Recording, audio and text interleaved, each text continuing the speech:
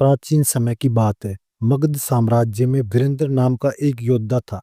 वह बलशाली, पराक्रमी और युद्ध कला में निपुण था। उसकी वीरता की चर्चा पूरे राज्य में होती थी। दुश्मन उसका नाम सुनकर ही कांप उठते थे। लेकिन आचार्य चाणक्य कहते, पुरुष चाहे कितना भी बलवान क्यों ना हो, यदि वह अपनी इंद्रियों को दास बना गया तो उसका पतन निश्चित है। प्रारंभिक सफलता, वीरेंद्र ने कई युद्ध जीते। राजा ने उसे सेना का सेनापति बनाया दिया।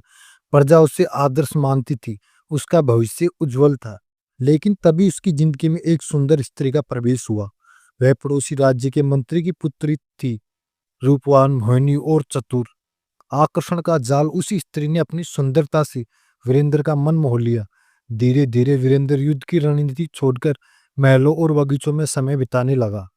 सैनिक आश्चर्य करने लगे। जो सेनापति रात दिन अभ्यास करता था, वह अब इस स्त्री की बातों में क्यों डूबा है। चाणक्य नीति कहती है, स्त्री का आकर्षण यदि विवेक के बिना हो तो वह पुरुष को उसके लक्ष्य से भटका देता है। युद्ध का समय इसी बीच दुश्मन राज्य ने आक्रमण कर दिया। पूरी सेना वीरेंद्र के आदेश की प्रतीक्षा कर रही थी। लेकिन सेनापति उस समय भी उस स्त्री के साथ विलास में डूबा हुआ था। नतीजा यह हुआ कि युद्ध की तैयारी अधूरी रह गई और राज्य को बड़ी हार झेलनी पड़ी। राजा क्रोधित हुआ। वीरेंद्र से सेनापति का पद छीन लिया गया। लोग कहने लगे, जिस योद्धा की तलवार अजय थी वह स्त्री का मोह में हार गया। आचार्य चाणक्य का यह वचन सत्य सिद्ध हुआ। जो पुरुष स्त्री के आकर्षण में विवेक खो देता है, उसका पतन निश्चित है।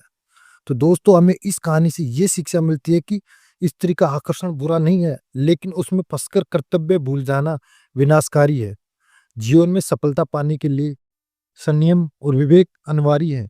काम वासना पर नियंत्रण ही असली वीरता है। तो दोस्तों, मोटिवेशन कहानियां सुनने के लिए प्लीज हमारे इस चैनल को सब्सक्राइब करें। अगर वीडियो पसंद आए तो प्लीज वीडियो को ज्यादा से ज्यादा शेयर, लाइक जरूर करें।